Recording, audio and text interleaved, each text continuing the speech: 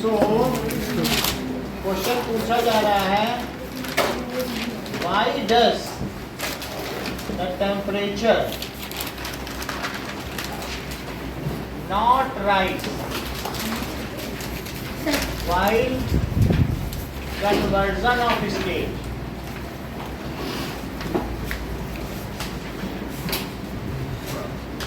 Of matter, जब matter एक form से दूसरे फॉर्म में बदलता है तो उसका टेम्परेचर क्यों नहीं राइज होता? ठीक है, अब इसका आंसर लिखो।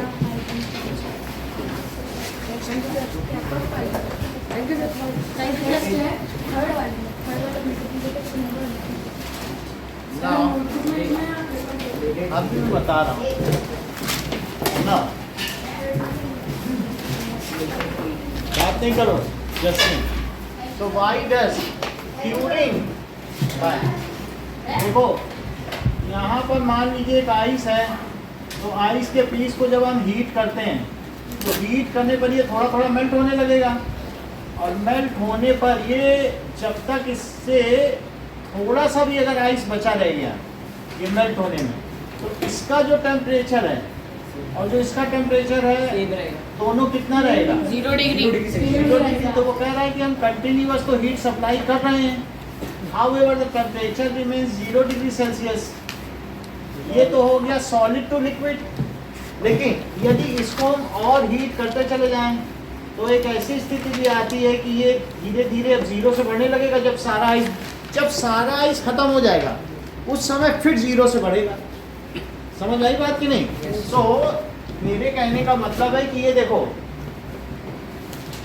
अगर टेम्परेचर बढ़ता चला जाएगा, अब अगर किसी का -29 डिग्री सेल्सियस है तो टेम्परेचर बढ़ रहा है, लेकिन वो सॉलिड है।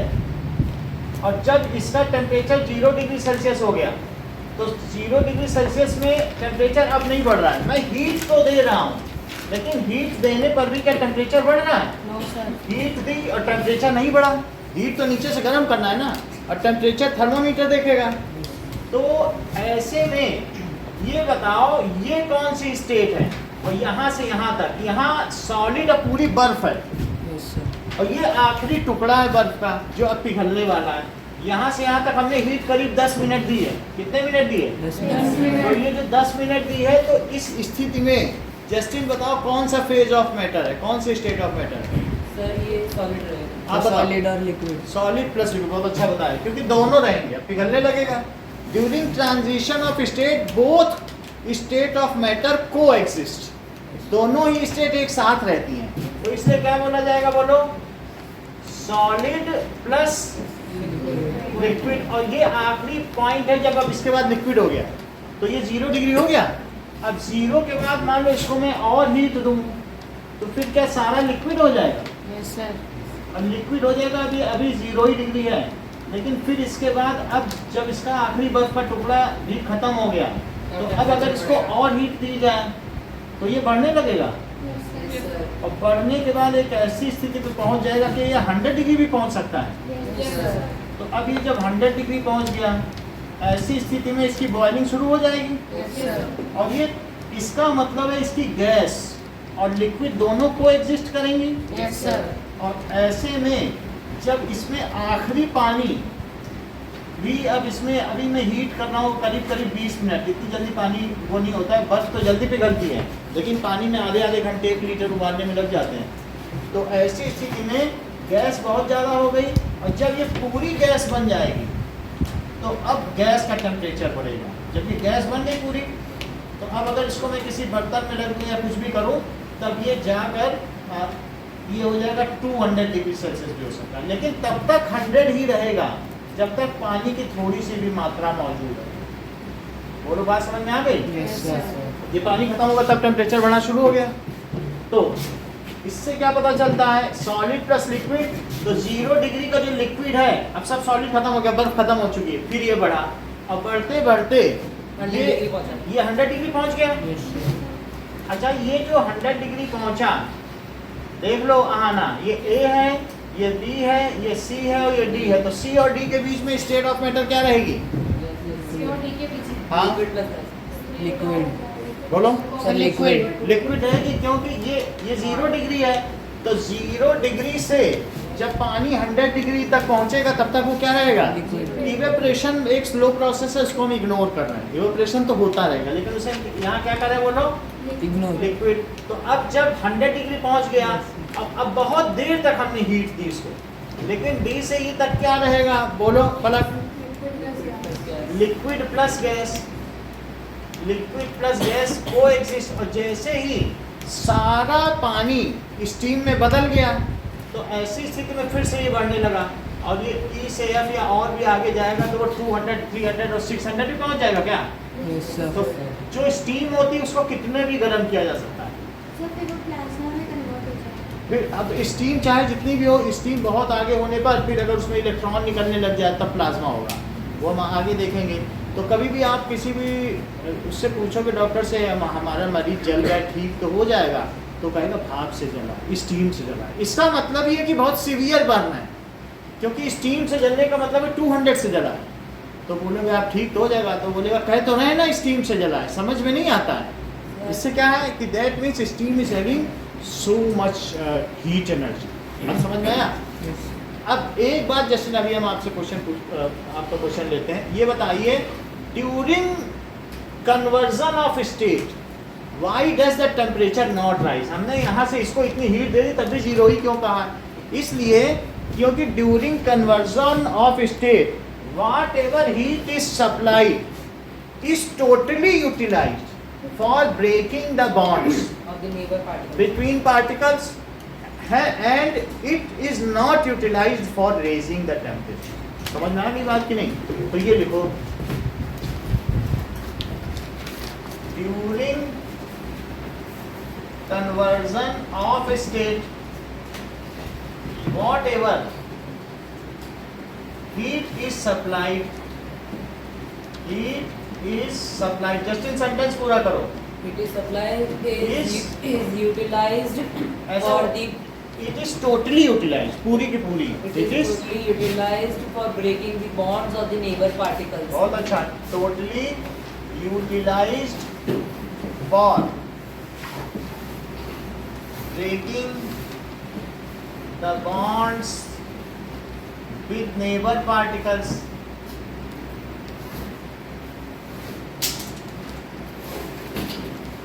and overcoming the force of the intermolecular force of attraction. Force of attraction. ये बताओ कि अगर तुम्हें 4 लोग पकड़े हुए जस्टिन, Yes. तो सबसे पहले तुम्हें जब हम हीट एनर्जी देंगे या लिम्का पिलाएंगे या पेप्सी, तो तुम पहले दौड़ना लगोगे कि पहले हाथ छुड़ाओगे? सबसे पहले हाथ छुड़ाओ। तो पहले जो उस समय एनर्जी आपकी यूटिलाइज होगी वो काइनेटिक एनर्जी देने में होगी कि पहले हाथ छुड़ाने में? हाथ छुड़ाने। तो वही चीज है, it is totally utilise for. हाँ बोलो बेटा। एंड के आगे क्या लिखा है? Particles and overcoming. और किसको ये ओवरकम करते हैं बताओ? फोर्स ऑफ अट्रैक्शन को वो तोड़ देते हैं। Yes sir. Hence the temperature during interconversion of state या transformation of state does not rise. इसलिए टेम्परेचर नहीं बढ़ता। Hence temperature does not rise.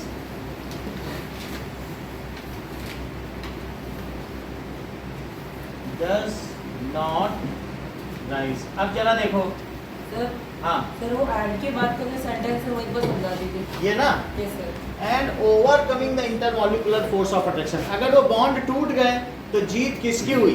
Sir, thermal energy की हुई कि फोर्स ऑफ अट्रैक्शन की? फोर्स ऑफ अट्रैक्शन की। इन्हीं दोनों में रस्साकसी चलती रहती है। देयर इज ए सबल interplay between thermal energy and force of attraction.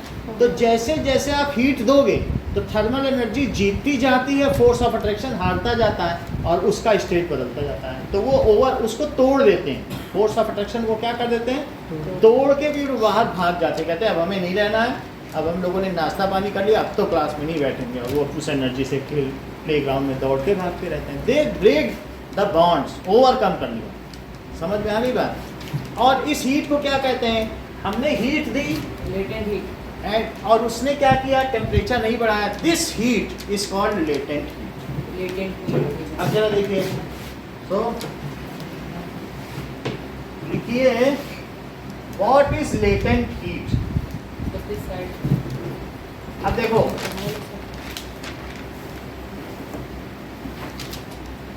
ये हमारे पास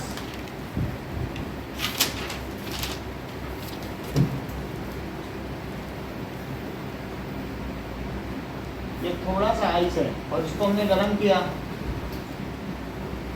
तो ऐसी स्थिति में ये बताइए आयुषी इसका टेम्परेचर ज़्यादा हो कि 10 मिनट बाद इसका कर रहे हैं तो इसका ज़्यादा होगा कि इसका टेम्परेचर ज़्यादा होगा? ये थोड़ी सी आइस बची है, दोनों सेम रहेंगे, दोनों का कितना रहेगा?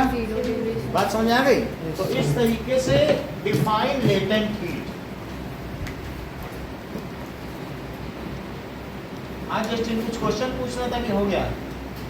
हो गया.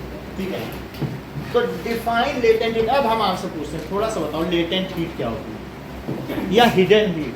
अभी बोलो।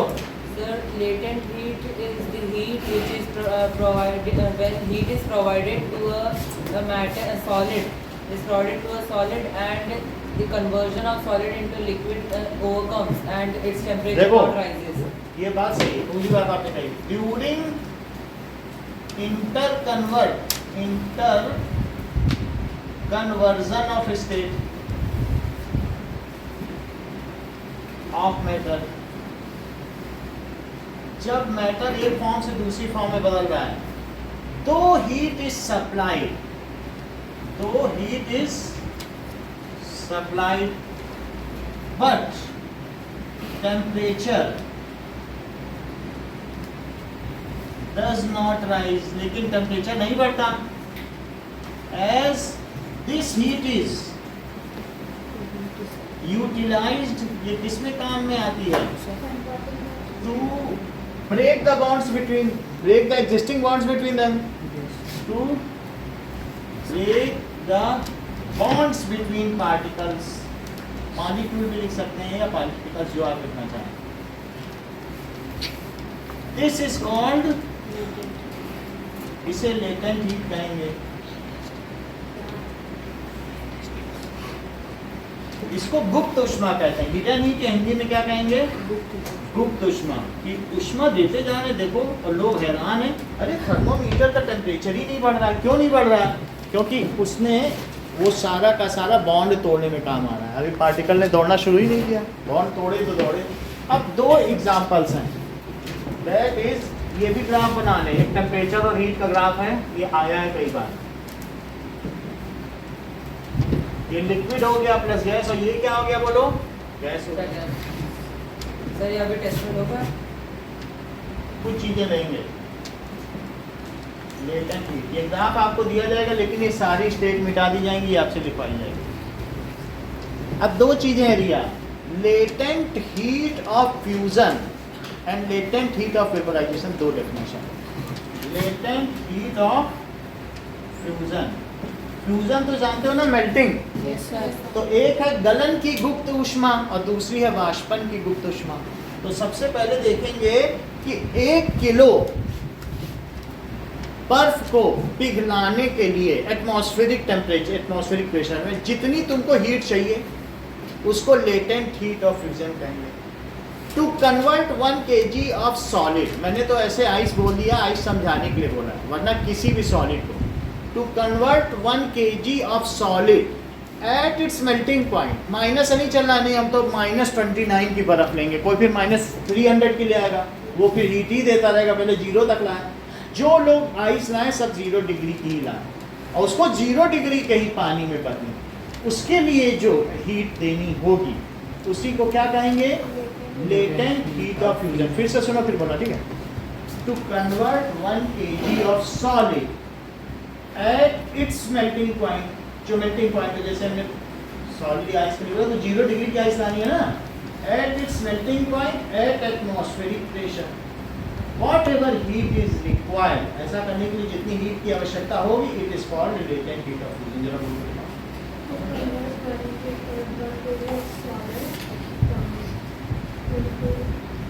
into liquid, whatever heat is required हाँ, is हाँ। latent. अभी 1-2 हाँ बोलो. Sir, the amount of energy required to convert 1 kg of solid into liquid at atmospheric pressure is known as latent heat of fusion. Eight atmospheric pressure, और या तुम eight melting point बोलो या constant temperature, दोनों में से एक word तो यूज करना ही पड़ेगा. रिपीट करो प्रद्युम्न ने, what is latent heat of fusion?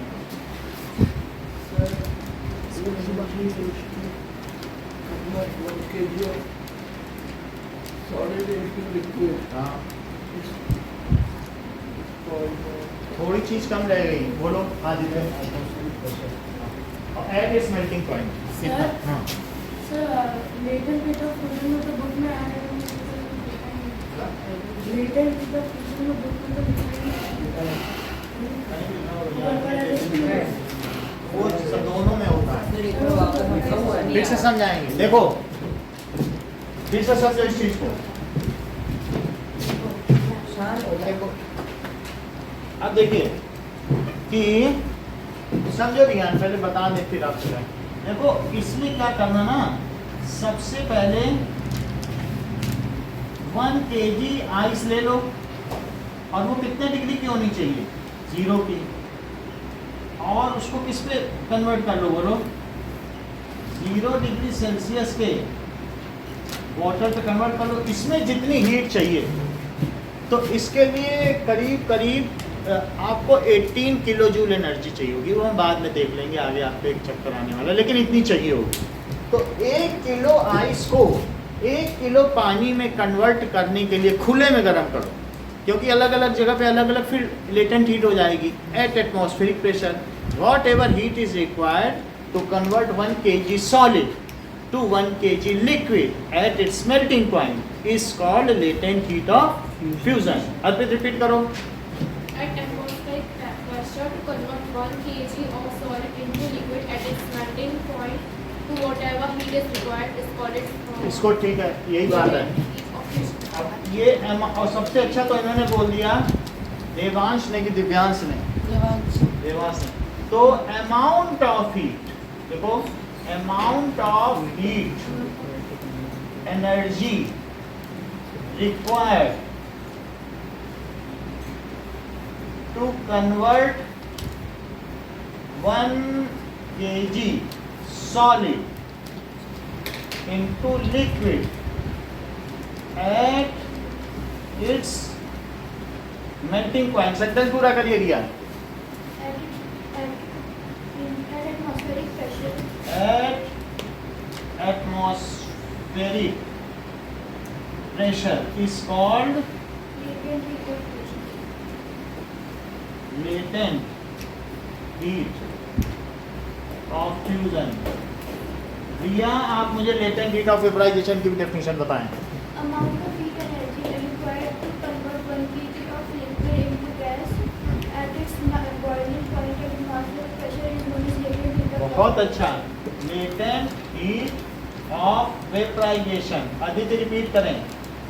Amount of heat energy required to convert 1 kg of liquid into gas at its boiling point at atmospheric pressure is called latent heat of vaporization. Amount of heat energy required to convert 1 kg liquid into solid, into gas at its boiling point at atmospheric pressure is called latent heat of vaporization. तो melting point में और fusion होगा और boiling point में vapour. क्योंकि वो vapour में convert कर रहा है और वो मेल्ट कर रहा है. मेल्टिंग को ही फ्यूजन कहते हैं. इसको वाष्पन की बुक उष्मा कहेंगे. वेपराइजेशन. वेपराइजेशन में यू आएगा, चेक करो कि नहीं आएगा. सर आते हैं. ठीक है, चलो. अब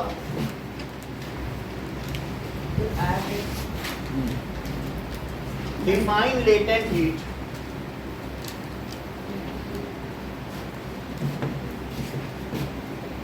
Now right state of matter between AB, BC, CD, DE and DF। Sir लिखा नहीं, 2 मिनट वेट मत करिए। हाँ, तो इसमें आपको जो थर्ड क्वेश्चन है, क्वेश्चन नंबर 1, 2, क्वेश्चन नंबर 3 में लिखना है write state of matter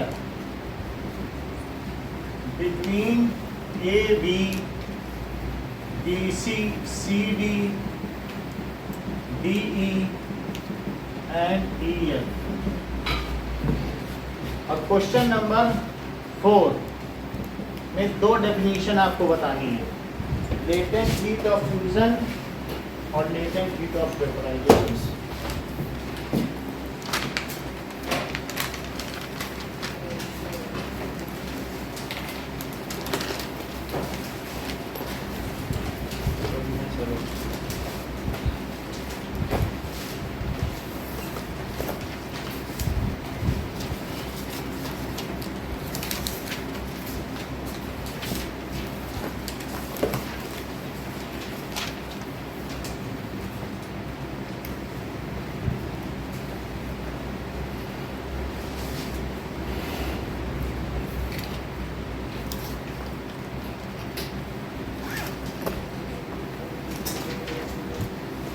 sir pencil से लिखना। लिख लो पेंसिल, जैसा चाहो लिख लो। पेन ले लो हमसे, पेन का तो कोई कमी ही नहीं है।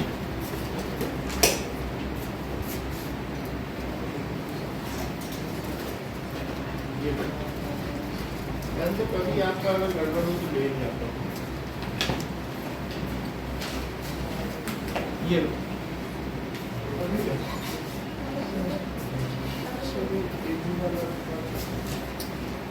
यानी 0 डिग्री तक अगर वाटर है तो उसके पहले सॉलिड रहेगा, 0 डिग्री पर पिघलना शुरू होगा पानी, बर्फ।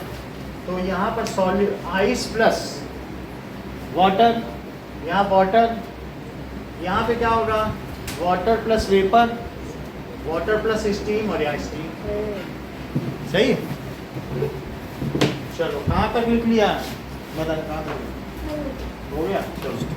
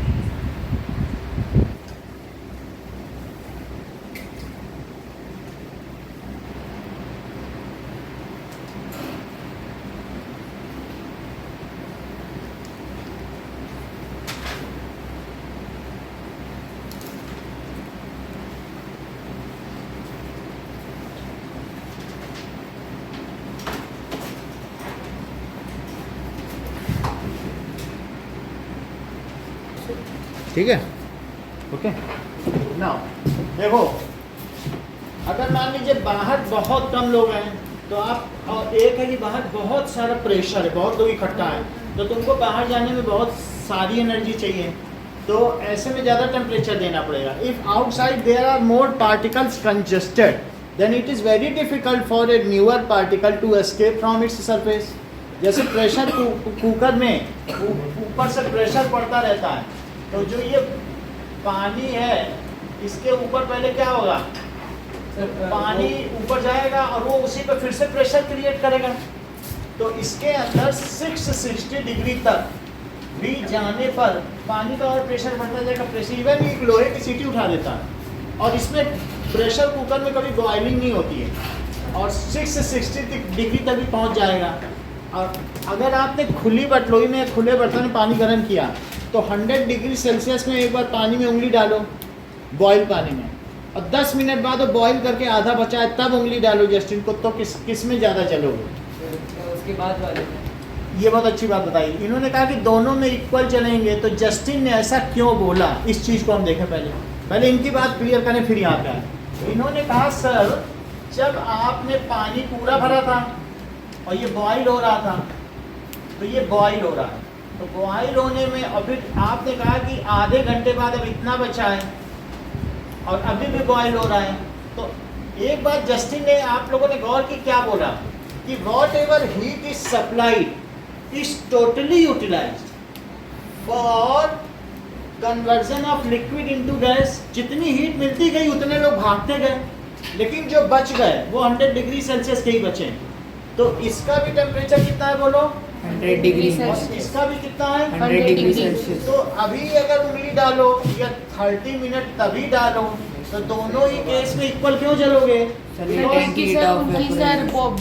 बॉन्डिंग्स को ब्रेक करने में वो तोड़ते गए, और जो ज्यादा रिच थे वो अमेरिका भागते गए, भारत में जो बच गए वो गरीब ही गरीब बच गए। तो क्यों जस्टिन ने ये बोला कि सर, जस्टिफाइड बात बोली उन्होंने कि अभी उंगली डालो या आधे घंटे बाद उंगली डालो, तो दोनों में इक्वल क्यों जलोगे? Because extra heat after boiling point does not raise its temperature, it is only for breaking the bonds and conversion of liquid into vapour. बात समझ में आ गई? अब जरा देखो, एक तो तुमको प्रेशर कुकर में बताया, जबकि ये हाई प्रेशर है, हाई प्रेशर, और ऐसे में अगर इसका तुम ढक्कन खोल दो तो वहाँ 15 मिनट वो वही नीचे रखे रहे, ऐसे ही उबलता रहेगा, क्योंकि 100 डिग्री तक तो उसे उबलना ही है।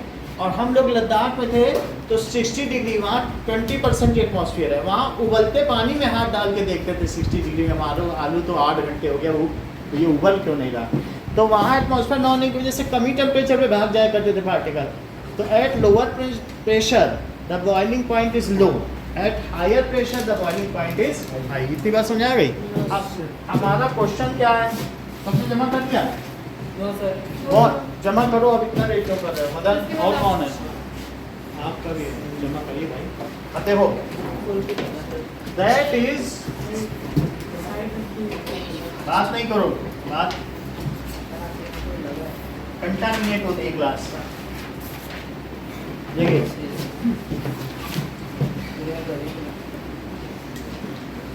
What is evaporation? आगे देखो, what is evaporation on what factor does it depend? Phenomena of conversion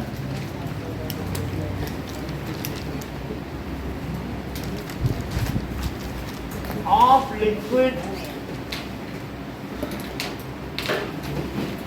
phenomena of conversion of liquid into gas या vapor, liquid into, इतनी बात समझो। यहाँ पर जो वाटर है, तो वाटर के साथ क्या उसकी वेपर भी रहती है, मतलब इवेपोरेशन तो होता रहता है। तो वाटर हो जहाँ पर लिक्विड और गैस दोनों फॉर्म हो, वहाँ पर उसे वेपर कहेंगे। लो, और क्या यहाँ हाइड्रोजन को गैस कहते हो? हाँ, हाइड्रोजन को वेपर नहीं कहते हो, यहाँ गैस कहते हो। जरा ध्यान दो, अभी फिर समझ में आते हैं। प्लूटो में, प्लूटो बहुत दूर है, तो प्लूटो का एक सैटेलाइट या उपग्रह है, वो पूरा पानी है, लेकिन वो -200 डिग्री सेल्सियस पर, तो क्या पानी उड़ने की हिम्मत कर पाएगा? नहीं। वहाँ वाटर आइस के फॉर्म में, वाटर है ही नहीं, वहाँ सिर्फ क्या है बोलो? आइस।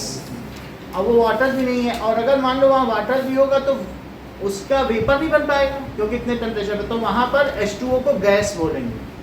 तो जहाँ पर लिक्विड और साथ में उसका गैसेस फॉर्म दोनों हो, वहाँ उसकी गैस को वेपर कहा जाएगा। फिर से समझो, जैसे आपको मैं बता दूं कि जुपिटर ग्रह जानते हो?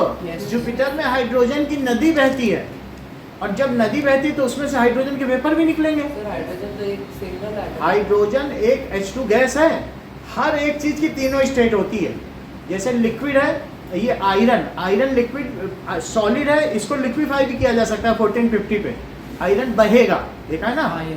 और उसको और ज्यादा करो तो 2620 पे वो वेपर भी बन जाएगा। ऐसा कोई भी एलिमेंट नहीं है जिसकी कोई तीनों एग्जिस्ट ना करते हो स्टेट। टोटल कितने एलिमेंट है? 118 है। तो हर एलिमेंट की तीनों स्टेट हो सकती है, लिक्विड भी हो सकती है, और ये जो भी स्टेट दी है ये रूम टेम्परेचर पर दी है। जो इसमें काले रंग से दिखाई है वो रूम टेम्परेचर पे सॉलिड है। क्या कुछ ब्लू कलर में भी दिखाई गई है? जैसे caesium, francium, gallium, bromine, blue colour में नहीं दिखी है, वो सब इस रूम टेम्परेचर पे लिक्विड है। और जो रेड कलर से दिखाई गई है जैसे chlorine, oxygen, nitrogen, fluorine, neon, argon, ये गैस है। हाइड्रोजन भी वहाँ दी है। तो लेकिन हर एक की तीनों स्टेट होती है, वो टेम्परेचर पे डिपेंड करती है। बात समझ आ गई? तो येलो में भी है। फिर से समझो, यहाँ पे अर्थ में हाइड्रोजन को क्या बोलोगे? गैस। और बोलो जुपिटर में क्या बोलोगे? वेपर, क्योंकि वहाँ उसकी लिक्विड फॉर्म भी मौजूद है। तो किसी गैस को अगर लिक्विड के साथ पाना तब वेपर बोलना। और सिर्फ वहाँ मान लो यहाँ तो हाइड्रोजन को तुम लिक्विड बना ही नहीं पाओगे, क्योंकि यहाँ लिक्विड बनाने के लिए -170 डिग्री ला पाओगे टेम्परेचर पर, हो ही नहीं पाएगा। तो क्या बोलोगे? इसलिए यहाँ गैस बोल रहा है। तो थोड़ी देर लोगे लेकिन हमेशा कुछ नहीं होगा। इतनी बात समझ आ गई? अब हम देखें phenomena of conversion of liquid into vapour, यानी लिक्विड का वेपर में बदल जाना at any temperature below its boiling point. At कोई भी टेम्परेचर हो बिलो इट्स बॉइलिंग पॉइंट। तो ये आपकी बुक की सबसे नीचे की ये डेफिनेशन लिखी है, phenomena of conversion eight any temperature below its boiling point. इसे क्या कहेंगे? Evaporation. इस कॉल्ड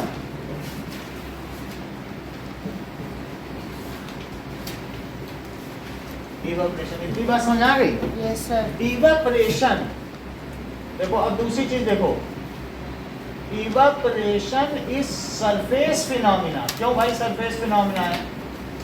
क्योंकि सर वो उसका क्योंकि सर उसके सरफेस के वहाँ सर- मॉलिक्यूल सर इवेपोरेट हो। देख लो, बिकॉज सरफेस, जो सरफेस के पार्टिकल्स हैं they are having high energy, they require, इनको भी तो एनर्जी चाहिए, they require less energy to break the bonds yes sir. and to overcome the force and hence to escape into atmosphere। तो इनको less heat चाहिए। so particles at surface क्या करते हैं? at surface are bonded with, वो किसके साथ bonded है?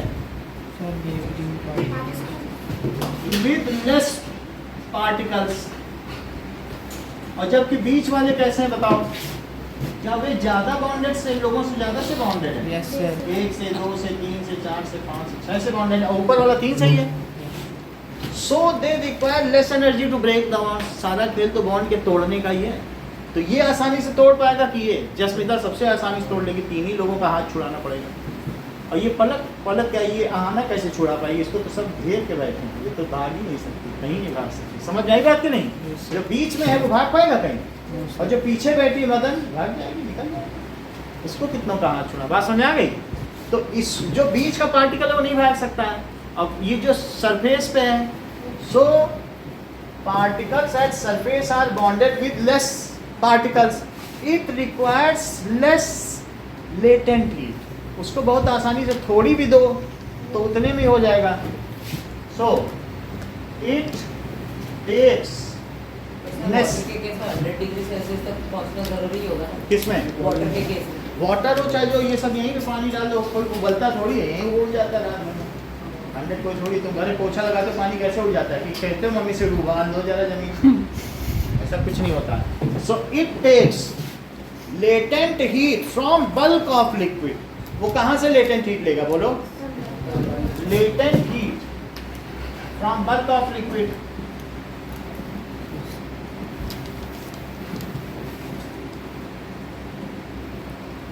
Bulk of liquid break bonds, और बॉन्ड्स तोड़ देगा, एंड इवेपोरेट। इसलिए क्या होगा बोलो? हेंस इवेपोरेशन कॉजेज कूलिंग, इसीलिए कूलिंग करता है। तो ये तुम्हें पता चल गया इवेपोरेशन क्या है, ये सरफेशियल फिनोमेना क्यों है, क्योंकि सरफेस के पार्टिकल थोड़ी एनर्जी लेके जा सकते हैं। और तीसरी चीज कूल क्यों करता है? ये लेटेंट हीट लेता है। कहाँ से लेगा लेटेंट हीट? एक है कि ऊपर से भी ले सकता है, लेकिन ऊपर इतने पार्टिकल नहीं है। इन्होंने कहा पानी में डाली थी एक बार बर्फ, जो जल्दी पिघल गई, तो वहाँ ज़्यादा पार्टिकल भी तो पास में जल्दी से ले सकता है। और इसलिए कॉजेस कूलिंग। अब ये 4 फैक्टर पे डिपेंड करेगा। सर एक बार फिर से समझा दीजिए what is- फिर से समझो, दैट इज, ये पार्टिकल ऊपर निकल गया, that is conversion of liquid into gas या वेपर, लिक्विड है तो वेपर बोल दो, conversion of liquid into vapour at any temperature below its boiling point. पानी यहाँ गिर गया, ये इसी में रखा रहता, देखो उड़ रहा है डेली, हम लोग नहीं पोटेशियम परमैंगनेट डाले थे, आधा आधा रह जाता था, तो वहाँ पे क्या होता था, घर में भी रहता है, बकेट में थोड़ा कमी हो जाता है, कूलर में ही घट जाता है, रखे रखे ही घट जाता है। तो that is conversion of liquid into vapour at any temperature below its boiling point. ऐसे धूप में पड़े पड़े नहीं हो जाता है, it is called evaporation. Evaporation is a superficial phenomena, ये सरफेस का फिनोमिना है। क्यों है बताओ surface phenomena? Because the particle at surface are bonded with less particles, so for them it is easy to break bonds. They take latent heat. अगर bond तोड़ के तुम्हें दूसरी स्टेट में जाना है तो उसे तब लेटेंट हीट चाहिए। They take latent heat from bulk of liquid. Bulk का मतलब पूरे लिक्विड से, बल्क मतलब बहुत सारा भंडार, थोक, कोई थोक चीज होती है उसको बल्क कहते हैं कि नहीं? मतलब सर वो पार्टिकल ऊपर चला गया, फिर वो ऊपर से ही वो ऊपर से नहीं लेगा, अभी नहीं गया है, तो दे टेक एनर्जी या heat from bulk of liquid. ये जबकि 20 डिग्री का है, वो बोले हमसे क्यों ले रहे हो, कहेगा नहीं नहीं हमको बाहर जाना है तो हमको एनर्जी दो, उसी 20 से लेकर उसको 18 कर देगा, कहेगा हम तो बाहर जाने वाले तुम्हीं से लेंगे। तो वो बल्क ऑफ लिक्विड से जबकि 100 डिग्री पे बॉइलिंग होती है वो 18 पे ही ले जा रहा है। Take the heat from bulk of liquid, break the bonds and hence evaporate. और ये अब कहाँ चला जाएगा बोलो? सारे बॉन्ड तोड़ के गैस में चला गया कि नहीं? In this way bulk of liquid becomes cool, क्योंकि जो सरफेस वाले हैं वो थोड़ा थोड़ा इसे लेकर के सब चले जा रहे हैं, तो जो बच गया है वो कूल होता चला जा रहा है। मतलब सर जो एवापोरेट हो जाता है घर में पानी, वो इसलिए ठंडा रहता है। हाँ, कूलर का पानी देख लो ठंडा है, मटके में भी यही है, मटके में उसके पोर से सब निकल भाग गए और जो बच गया उसी से ले लेके तो भागे हैं, तो वो जो रहेगा वो कूल है। जितना ज़्यादा इवेपोरेशन होगा आप इवेपोरेशन बढ़ा सको। आपने देखा है जहाँ बर्फ़ बनती है वहाँ इवेपोरेशन का रेट बढ़ा दिया जाता है, जो बच जाता है बर्फ़ बन जाता है। बर्फ़ बनाने के लिए सिर्फ उनको बूंद बूंद करके ऊपर से गिराया जाता है, और बूंद बूंद गिराते पे बूंद इतनी ठंडी हो जाएगी कि हाथ पे गिरेगा लगा बर्फ़ ही है। कई छन्नों से, लगभग उसमें 100 छन्ने होते हैं, और जब नीचे के छन्ने पे आता है बर्फ़ बन चुका, इतना कूल। बर्फ़ फैक्ट्री में और कुछ नहीं होता, फिर पानी गिराते हैं ऊपर से नीचे। तो अब समझ में आ गया? तो in this way it causes cooling. अब इस इवेपोरेशन तुम बढ़ा सकते हो 4 तरीके से। कैसे बढ़ा सकते हो? हाँ सर एक सरफेस एरिया बढ़ा तो वो हम देखें। Evaporation can be, rate of evaporation can be increase, rate of evaporation can be increase by पहला increasing surface area surface area, जैसा रियान ने बताया। तो मान लीजिए तुम्हें अपने घर में कपड़े सुखाने हैं तो तुम चादर एक साथ डाल दो या पूरा फैला के डालो, तब सूखेगी। किसमें? जल्दी। तुम्हारे हाथ में 1 मग पानी है, तुम ऐसे उसमें इवेपोरेशन बढ़ा सकते हो कि पूरे कमरे में डाल दो, पूरे कमरे में, तो तुम्हारा सरफेस एरिया बढ़ जाएगा, और सरफेस एरिया बढ़ जाएगा तो क्या पानी जल्दी से उड़ जाएगा। तो भाई सरफेस, ज़्यादा सरफेस पे रहेंगे तो किसी वाइपर से ही तुम चला दो पूरे कमरे में, तुरंत सूख जाएगा। तो इस तरीके से सरफेस एरिया बढ़ेगा तो सभी पार्टिकल जो तब जब तुमने सरफेस एरिया बढ़ाया तो तुमने हाथ से उनको एनर्जी ही दी, एक तरीके से फैला के एनर्जी दी है। तो बाय इंक्रीजिंग सरफेस एरिया, कैसे कह सकते हैं सरफेस एरिया? दैट इज, इसका एप्लीकेशन है, that is the cloth which are stretched on wire, they are dried. Wet cloth stretched on wire, they dried up quickly due to large surface area. समझ में आया? Sir उसके अलावा हम बात करें तो हम जब किसी को पोछा लगाते हैं फिर उसको पंखा लगाते हैं सुखाने के लिए, तो वो अब अगला पॉइंट आएगा, वो अब विंड का अलग आएगा, विंड स्पीड अलग है। पहले सरफेस एरिया की ही बात करें। तो इफ वेट क्लॉथ आप, ठीक है, हैंड उसे लटका दो स्ट्रेच्ड ऑन वायर, उसको स्ट्रेच करके, they dried up quickly due to increased surface area.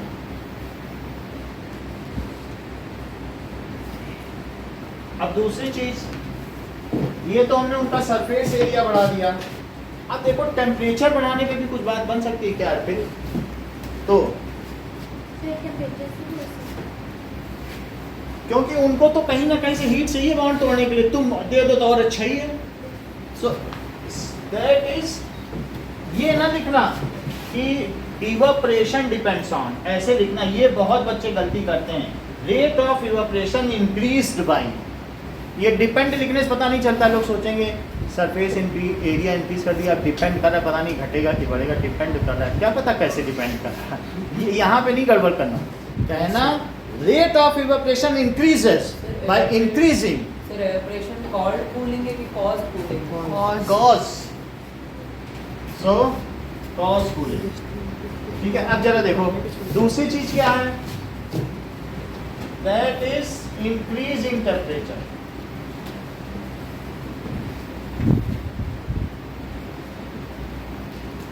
जैसे wet cloth dry up in sunny days rather than in ये विंटर डेज, ये तो हम जानते ही। Yes sir. So wet cloth dry up in sunny days better, उसका पानी evaporate हो जाएगा देन विंटर। इससे पता चलता है टेम्परेचर का भी इफेक्ट है, विंड स्पीड है ना, तो विंड स्पीड भी बड़ी होनी चाहिए क्या? Yes sir. तो लिखो increase in wind speed. Increase in wind speed का मतलब है if wind is blowing very fast,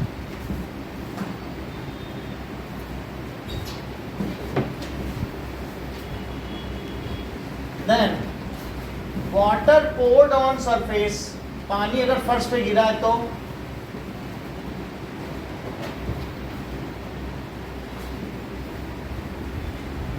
ठीक है, तो वो evaporates quickly.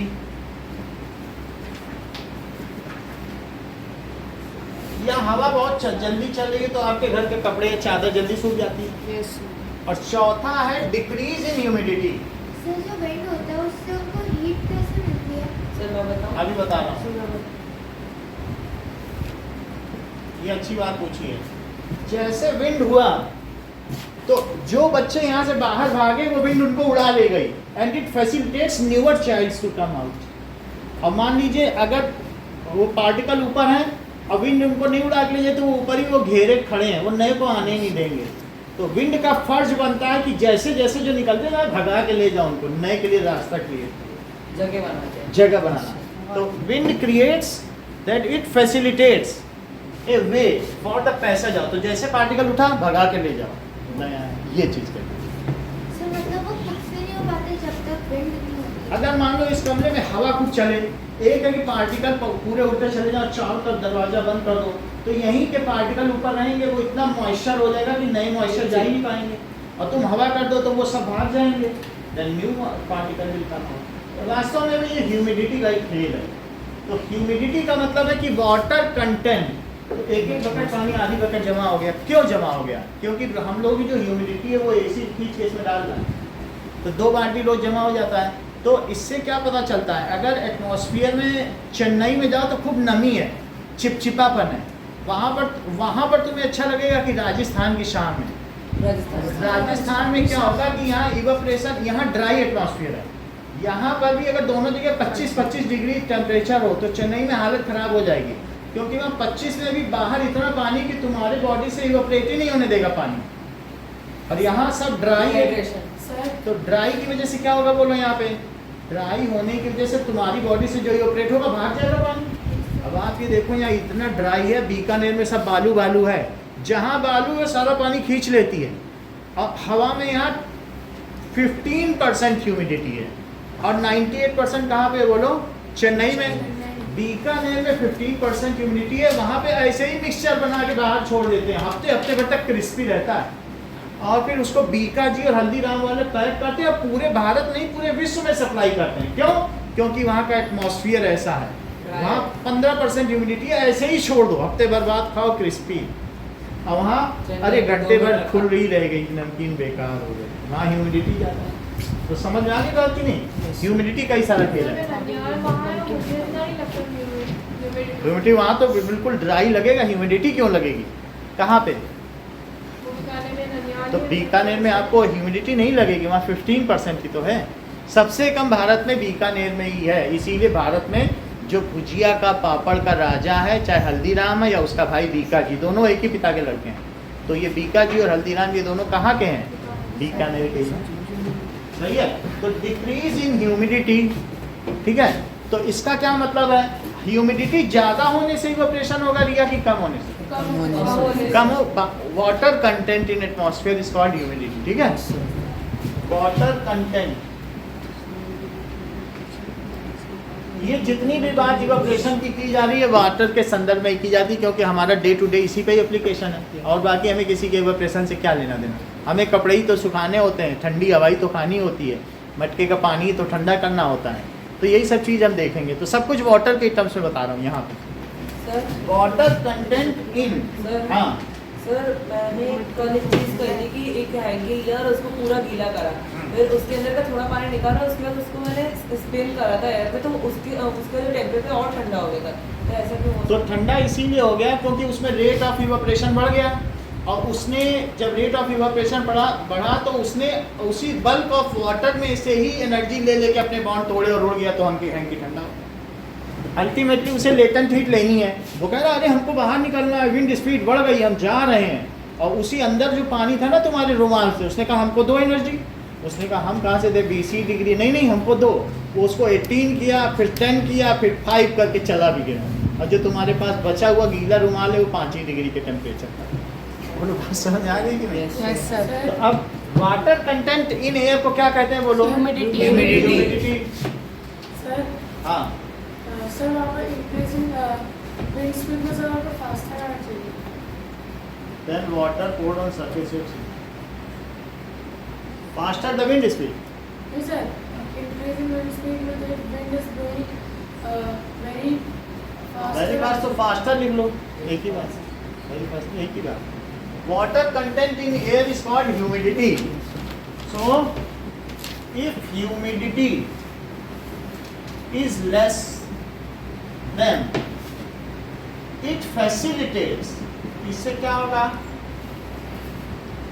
More water vapour to come out, इससे ये होगा कि ज्यादा वाटर वेपर कम आउट होंगे, hence evaporation rate becomes faster. इससे क्या होगा? Evaporation rate faster, rate of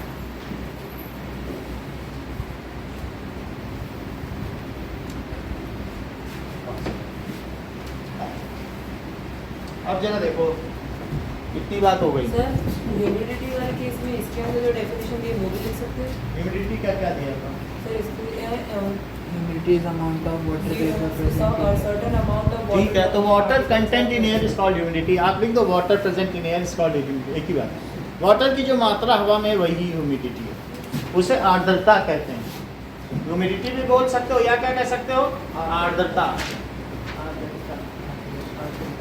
it is humidity, water content is known as humidity. अब जरा देखो क्वेश्चन पूछा जा रहा है, वाटर केप्ट इन मटका becomes cool in sunny days, why?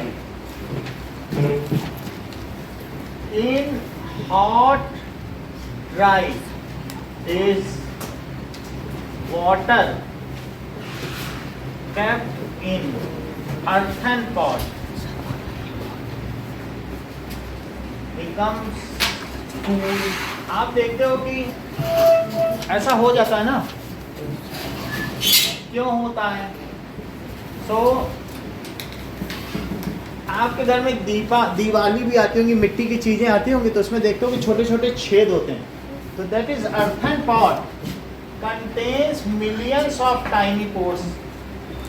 इस earthen pot में अगर देखा जाए तो बहुत छोटे छोटे छेद हैं, आप दिवाली में पानी डालो जल्दी से सूख जाता है, क्या वो दूसरी तरफ भी गीली हो जाती है? दिवाली पानी डालो दिवाली में तो बाहर भी गीला लगने लगता है कि नहीं? मटके में ही डाल के देख लो, बाहर से मटका गीला क्यों हो जाता है? क्योंकि इसमें क्या छोटे छोटे ऐसे पोर्स हैं क्या? Yes, sir. तो ऐसे टाइनी पोर्स हैं, तो जब इसमें पानी भरा जाएगा तो लिखो earthen pot contains millions of, बहुत छोटे छोटे छेद होते हैं, टाइनी पोर्स। अच्छा, जो इसमें वाटर है, वाटर सीप्स थ्रू दिस पोर्स, क्या इन्हीं से पानी की बूंदे बाहर आ जाएंगे? Yes, sir. सो वाटर सीप्स, इन्हीं से छन के बाहर आना, उसी को सीपिंग कहते हैं। Water seeps out through these pores, through these pores. ऐसा करने से अगर वही वाटर ऐसे एक है वाटर ऐसे था, अब हर वाटर के पोर भी बन गए, तो पोर बनने से क्या उसका सरफेस एरिया बढ़ गया? तो सरफेस एरिया बढ़ गया ना, अब तो पोर में आ गया, Yes, sir. हर एक पोर में, तो वो वाटर एक नहीं रह गया, वो अब जाल में फैल गया, तो उसका सरफेस एरिया बढ़ गया।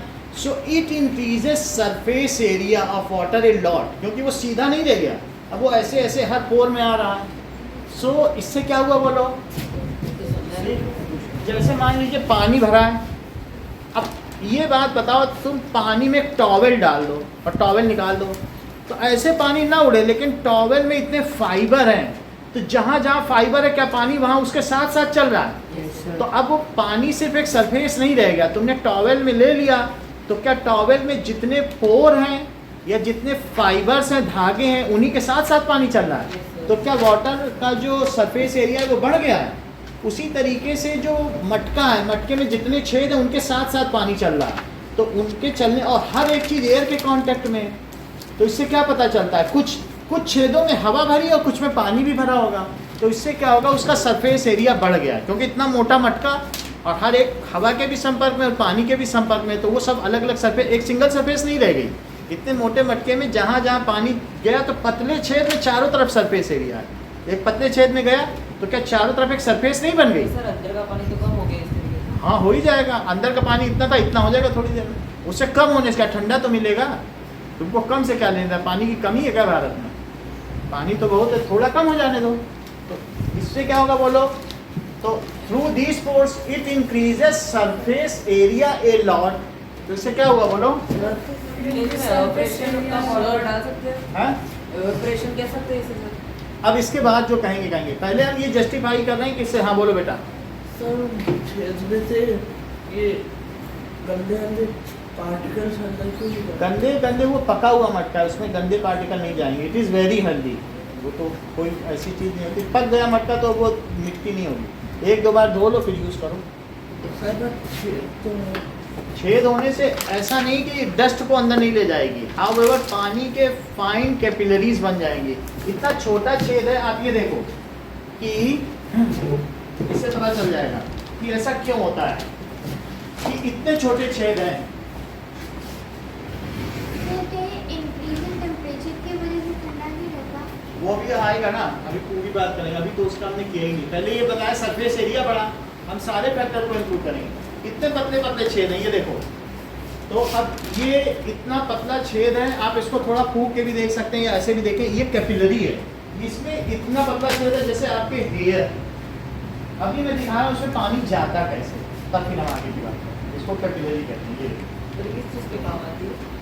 ये आगे आप काम आएगी आपको जब 10th में जाएंगे कि कितना राइज है। फिर भी मैं दिखा रहा हूँ आपको, देखो कि ये देखिए, सर दूसरा देंगे, कोई बात नहीं, बस आपने देख लिया, बाकी आगे काम देखा।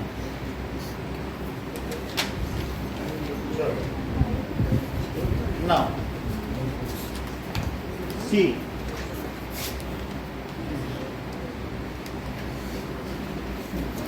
ना अब होगा क्या इससे बताओ? कैपिलरी है किसी के पास? सर देवांश अब ये देखो, इससे हमने इसको मिला लिया और मिलाने के बाद इसमें क्या पानी चढ़ गया? जल्दीदा देखो कितना चढ़ गया, अपने आप उन छेदों में चला जाएगा, घुस जाएगा पानी, क्योंकि उसमें बहुत पतले पतले छेद हैं। देख रही हैं कितना चढ़ गया। सो दिस इज, आप ध्यान से देखो, आप इतने पास से इतनी ऊंचे देख रही हो,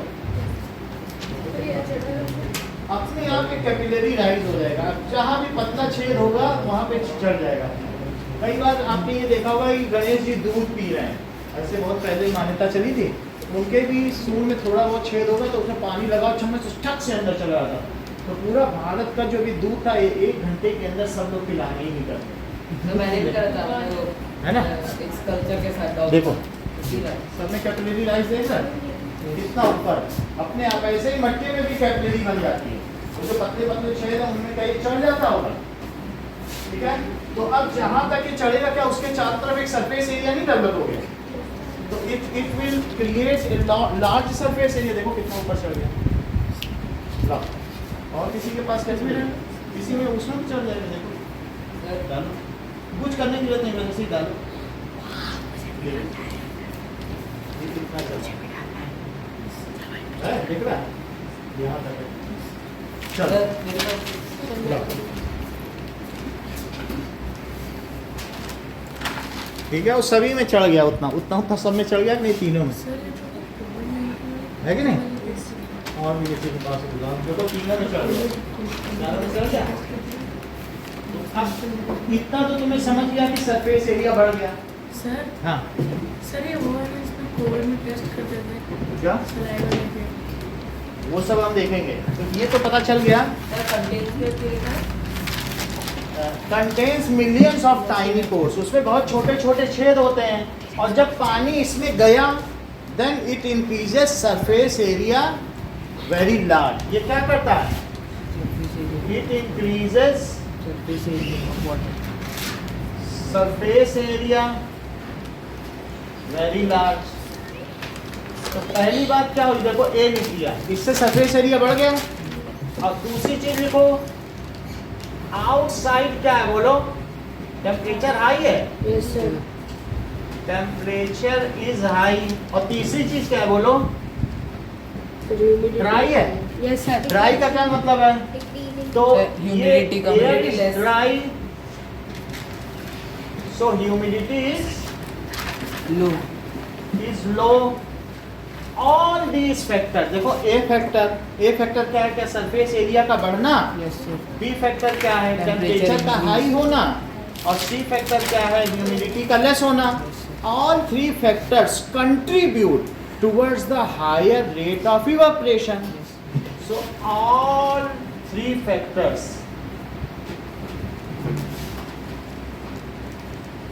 इंक्रीज रेट ऑफ इवापोरेशन बढ़ा देते हैं, इससे रेट ऑफ इवापोरेशन बढ़ गया। और उससे क्या हुआ बोलो, वी नो, थोड़ी अभी पिछले वाले केस में हमने बताया था ना, इवापोरेशन कॉजेस कूलिंग। तो जब ज्यादा इवापोरेशन होगा वो कहाँ से पानी लेगा, मटके से ही तो लेगा। Yes, sir. So we know Bulk of water. that and the evaporating water takes heat from bulk of water, so water becomes cool. इतना ना भी लिखना चाहो तो तुम सिंपली लिखो, we know that evaporation causes Cooling. थोड़ा वो बाहर से लेगा हवा से, थोड़ा अंदर से भी ले लेगा, बल्क से तो लेगा ही लेगा। अब बाहर तुमने ज्यादा गर्म कर दिया तो उससे कहेगा चलो और तेज हो जाते हैं। बात समझ आ गई कि नहीं। Yes, sir. It we know that evaporation causes cooling as evaporating water takes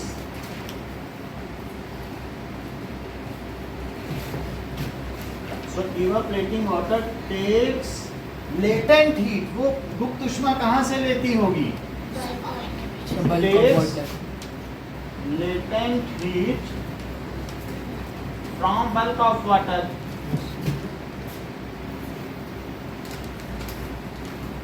So water becomes cool. Water inside मटका, मटका भी बोल सकते हैं, बुक में दोनों वर्ड लिखा है, मटका becomes cool। इतनी बात समझ में आ गई कि कैसे होता होगा। अब हम देखेंगे why desert cool, कूल्स अस, जो डिजर्ट कूलर है ना, cools better in dry summer days. अगला क्वेश्चन, डेजर्ट कूलर मतलब जो रेगिस्तानी कूलर है, जो यहाँ सब कूलर चलते हैं ना, वास्तव में ये सक्सेसफुल है। पूरे राजस्थान में कूलर बहुत अच्छी हवा देगा, क्योंकि ये ड्राई यहाँ एटमॉस्फेयर है, इसीलिए इनका नाम ही पड़ गया, ये डेजर्ट के लिए बने हैं। कोई बम्बई या मद्रास में चलाने की कोशिश ना करें, वहाँ बेकार है। इसका नाम पड़ गया डेजर्ट में चलाओ इसे, तो अच्छी मजा लो। समझ में आया? तो अगला क्वेश्चन का, ये बुक कई क्वेश्चन है, ठीक है। Yes, sir. अब जरा देखो, why desert cooler cools better, why desert cooler cools better in dry summer days। देखो कूलर में, तुम लोगों के सभी के घर में कूलर है, तो कूलर में जब ऊपर से पानी गिरता है, so in desert cooler water falls on grass, और ग्रास में जब चारों तरफ घास में फैल जाएगा तो क्या उससे सरफेस एरिया बढ़ जाएगा? So when water falls on grass, falls on grass, it increases, तो क्या बोलो होगा? Sir, surface area increases its surface area, ठीक है। सेकंड, दूसरी चीज, जो एग्जॉस्ट क्या करती है बताइए? गिव्स द विंड स्पीड, उससे थ्रू द ग्रास, उससे हवा खींचती है कि नहीं? सो एग्जॉस्ट फैन पुल्स एयर, कहां से हवा खींचेगा? थ्रू ग्रास, तो उससे क्या बढ़ेगा बोलो?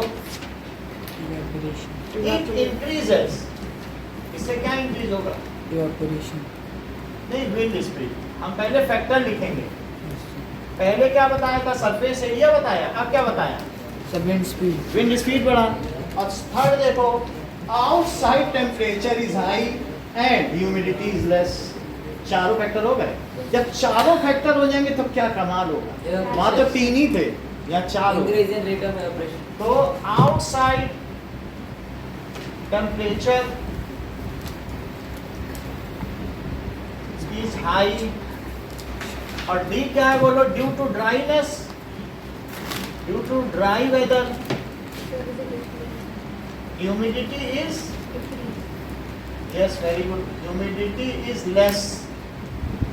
ऑल दीज फैक्टर देखो, ए बी सी डी चारों आ गए, ह्यूमिडिटी भी आ गई, टेम्परेचर भी आ गया, सरफेस एरिया, विंड स्पीड चारों आ गए। These all 4 factors contribute towards the higher rate of evaporation. These all 4 factors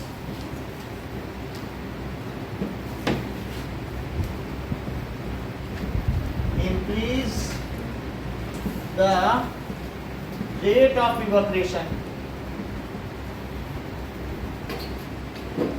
अच्छा, इवेपोरेटिंग वाटर, अब जो पानी उड़ेगा वो क्या करेगा? कूल कर दे। Water takes latent heat. अच्छा, अब जब वो इससे लेटेंट हीट लेगा, latent heat from Bulk of water. Bulk of water, and bulk of water क्या हो जाएगा? Water becomes cool, and when air passes through it, then it gives us cool breeze. तब ये ऐसी हवा देगी जैसे इतने शीतल बहो कि जितना मलय पवन है, मलय पर्वत से आने वाली हवा है ऐसी। इतने ऊंचे उठो कि जितना उठा गगन है, और इतने मौलिक बनो कि जितना स्वयं सृजन है, और इतने शीतल बहो कि जितना मलय पवन। तो bulk of water, it becomes cool, and when exhaust, ठीक है, when air passes through this cool water, a cool breeze is felt to us. When air passes through cool water, then cool breeze is felt.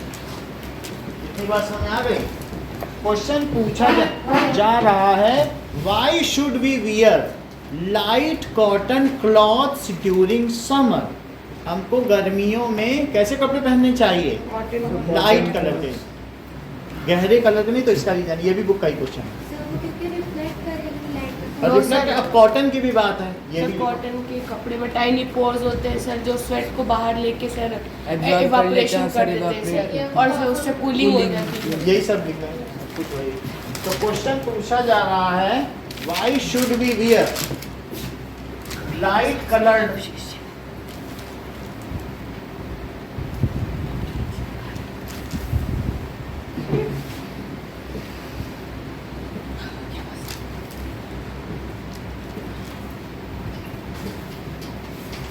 Light coloured cotton clothes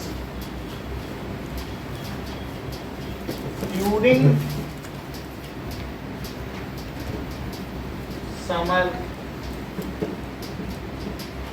देखिए, light coloured clothes ये क्या होते हैं? Are reflector of, ये reflector है heat के, ठीक है, गुड रिफ्लेक्टर ऑफ हीट। तो ये कैसे रिफ्लेक्टर है? Good reflector of heat. On other side, cotton clothes are good absorber of sweat. एक तो हल्का कपड़ा हमने पहने हैं, तो नेता लोग जैसे हल्का कपड़ा पहनते हैं तो उसमें से सारे लाइट कैसा हो जाएगा? सफेद कपड़े में सब बाहर चली जाएगी। कॉटन खुद क्या है? Cotton are bad conductor. वहां पर हमें कंडक्ट नहीं करनी हीट, हम स्वेट से उसका काम करेंगे। एक है बाहर की हीट को, कॉटन के बारे में ये कहा भी गया है, बट ये कहीं वाइट की हमने बात की है। और कॉटन के बारे में बात आपकी सही है, क्योंकि कॉटन क्या है कि हम ठंडी में भी तुमने देखा रजाई इसीलिए हम ओढ़ते हैं क्योंकि अंदर से हीट बाहर ना जाए, सही बात है। लेकिन फिर भी इसका इतना फैक्टर नहीं देंगे कि इतने पतले कपड़े में क्या कंडक्ट करेगा या नहीं। हम रिफ्लेक्टर से हमारा काम हो रहा है। और दूसरी चीज लिखेंगे, बताओ सिल्क डालोगे अगर तुम पानी में तो पानी ज्यादा चढ़ेगा कि कॉटन की टॉवेल? कॉटन में बहुत ऊपर पानी चढ़ जाएगा। तो cotton are good absorber of sweat. So लिखो कॉटन क्या है, बोलो। Cotton are good absorber of sweat. अच्छा, अब जब स्वेट इसमें एब्जॉर्ब हुई, when our sweat is absorb, तो इससे क्या होगा? It increases the surface area of sweat, है ना? It increases. और नहीं तो पसीना अंदर होता रहे तो क्या नया पसीना निकल पाएगा? उसको जल्दी सूख जाना चाहिए, तो फिर नया पसीना भी हो सकता है। हाँ, तो इट इंक्रीजेस क्या होगा बताइए? Sir surface area of sweat. जब स्वेट का सरफेस एरिया बढ़ जाएगा, ठीक है, और due to high temperature outside, तो ये जो स्वेट है उसका क्या होगा? ऑल्सो टेम्परेचर कैसा है? High is high, so increased surface area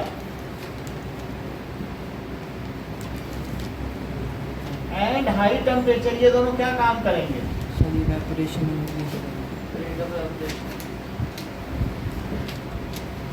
increases rate of evaporation।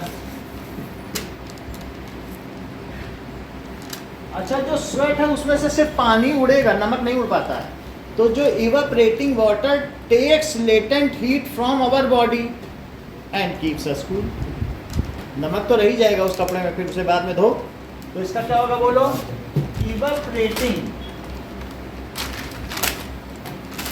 Evaporating sweat या वाटर लिख दें।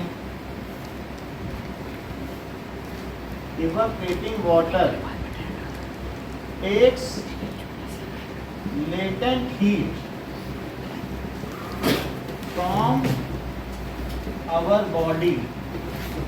आप ये ध्यान रखो, ये 18 ग्राम पानी है, तो अगर इतना 1 घंटे तुम धूप में खड़े रह गए और इतना पानी निकल गया तो फिर हम लोग सेफ है, मर नहीं सकते। 1 घंटे धूप आपकी बॉडी से सिर्फ इतना पानी निकालती है, और अगर आप एक गिलास पानी पी लेते हो तो 4 घंटे धूप में घूमने के काबिल हो। जो लोग एक गिलास नहीं पीते हैं और बाहर निकलते हैं उनको लू लगती है और लू लगने की वजह से मौत हो जाती है। यूपी में हर साल करीब 25,000 लोग लू से मरते हैं। तो अगर एक गिलास पानी पी लिया जाए तब 4 घंटे बाहर निकल सकते। तो water takes latent heat from our body and keeps us, और हमें क्या करेगी? Keeps us cool.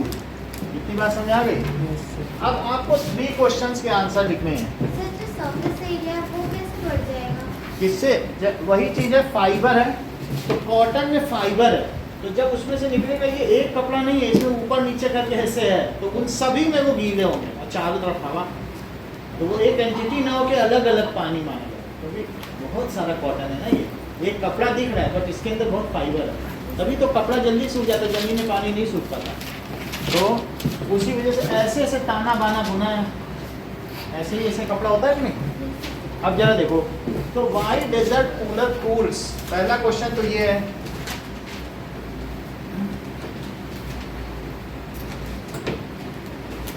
Question number 2, define evaporation. On what factor does it depend? उनके फैक्टर्स को भी डिफाइन करना है। Does it depend? Sir example लिख दें सर उनके हाँ, फैक्टर्स। जस्टिफाई। सर यही दो क्वेश्चन करो। सर जो आपने एग्जांपल दिया था वही जस्टिफिकेशन है। हाँ, 2 क्वेश्चन करो।